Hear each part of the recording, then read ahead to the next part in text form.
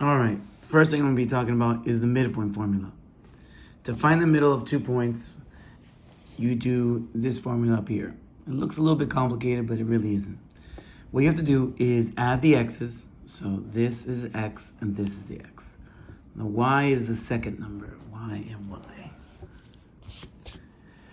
So what we're doing is adding the x's, so 3 plus negative 4. So 3 plus negative 4. This actually just becomes a minus sign. So 3 minus 4 divided by 2. And then the y's are 9 minus 5, or 9 plus 5. 9 plus 5 divided by 2. So 3 minus 4, that makes negative 1. Negative 1 divided by 2 is negative 0.5. 9 plus 5, that's 14. 14 divided by 2 is 7.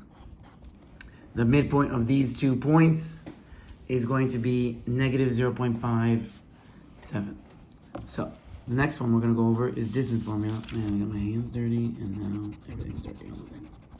It doesn't matter. Okay, so distance formula. Here's a distance formula, which is really Pythagorean's theorem. Okay, so you're going to find the distance between the x's and the x's. You're going to square them. You're going to find the distance between the y's and the y's, and you're going to square them. So you're going to subtract the x's, subtract the y's, square them, and then add them and square root at the end. So it's going to be 3 minus negative 4. So 3 minus negative 4. That turns into 3 plus 4. That makes 7. We're going to square it, and it's going to make 49. Then I'm going to do the same thing with the 9 and the 5. 9 minus 5. That's going to leave me with 4. And then I'm going to square that. So 4 squared is 16. I'm going to add them together. I'm going to get 59, 65. So 65. The square root of 65 is the answer to the distance between this point and that point.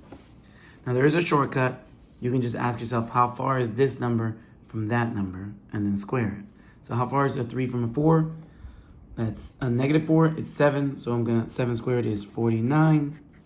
Plus, how far is a 9 from a 5? 4 squared, 16. I'm going to get 65 square root, and same answer. So there's a faster way to do that, but both ways are pretty simple. Now, a problem that confuses a couple people is how to find the start point if you have the end point and the midpoint. It looks complicated. How can I know that? All I know is this, so how can I figure out here? Well, you know the distance between here and here. You know that to go from C to B, you went from negative 1 to 5. So negative 1 to 5 is up 6. So if I do that again, I go up 6, I'll end up at 11.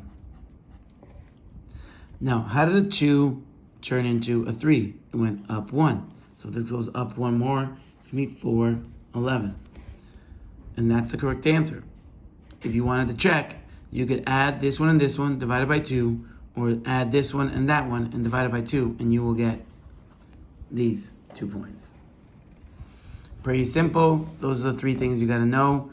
The rest of the stuff you need for the quizzes are the definitions we went over and figuring out the next numbers in the sequence. That's it.